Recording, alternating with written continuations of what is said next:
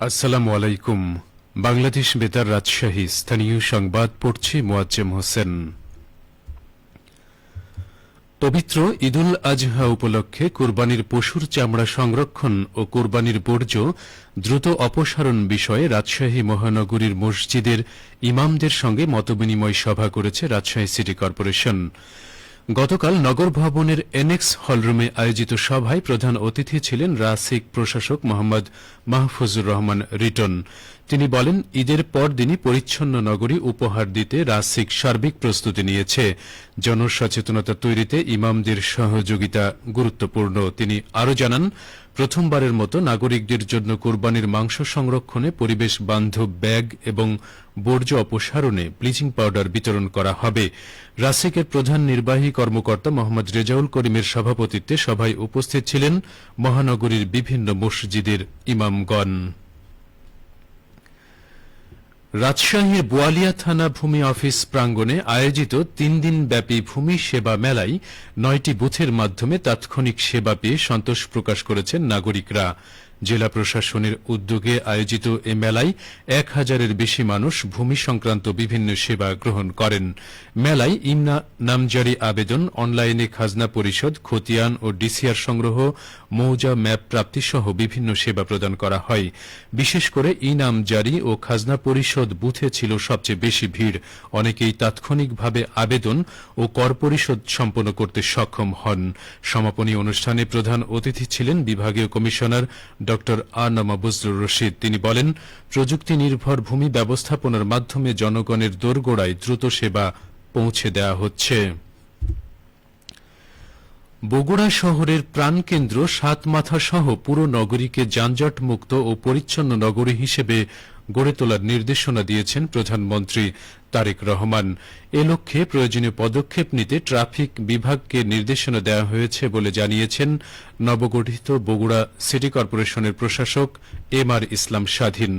গতকাল প্রশাসকের প্রথম কর্মদিবসে ট্রাফিক বিভাগের পক্ষ থেকে ট্রাফিক ইন্সপেক্টর মোহাম্মদ সালেকুজ্জামান খান শুভেচ্ছা জানাতে গেলে তিনি এসব কথা বলেন।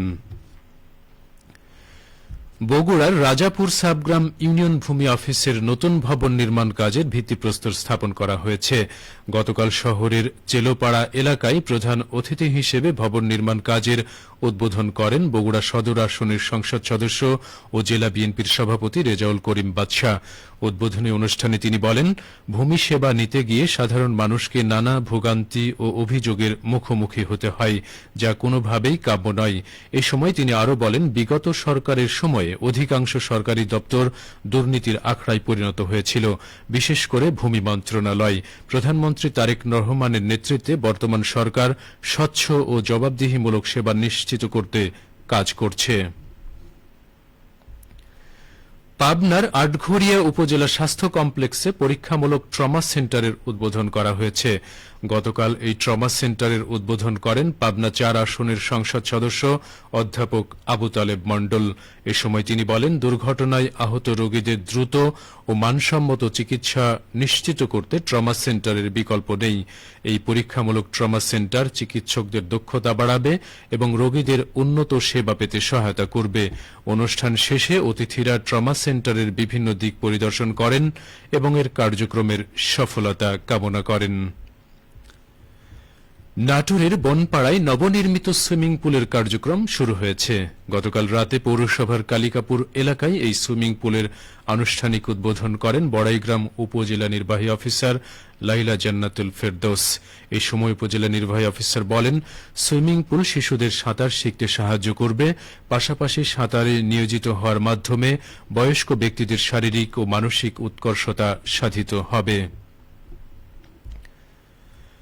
রাজশাহীতে আঞ্চলিক পর্যায়ের নতুন কুড়ি স্পোর্টস প্রতিযোগিতার সমাপনী ও পুরস্কার বিতরণ অনুষ্ঠিত হয়েছে। গতকাল বিকেলে নগরীর মুক্তিযুদ্ধ স্মৃতি স্টেডিয়ামে আয়োজিত অনুষ্ঠানে বিজয়ীদের হাতে পুরস্কার তুলে দেন অতিথিরা। প্রতিযোগিতায় কাবাডি বালক ও বালিকা উভয় বিভাগে চ্যাম্পিয়ন হয় রাজশাহী জেলা।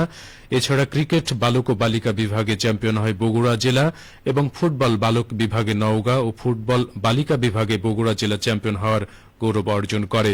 অনুষ্ঠানে সভাপতিত্ব করেন রাজশাহী বিভাগীয় কমিশনার ড আ.ন.ম বজলুর রশিদ। সবশেষে আবহাওয়া। আজ দুপুর 12টায় রাজশাহীতে তাপমাত্রা ছিল 33.5 ডিগ্রি সেলসিয়াস। এই সময় বাতাসে আপেক্ষিক আর্দ্রতার পরিমাণ ছিল 75%। রাজশাহী ও পার্শ্ববর্তী এলাকায় আজ সূর্যাস্ত সন্ধে 6:45 সংবাদ শেষ হল। আমাদের পরবর্তী সংবাদ দুপুর 2:05।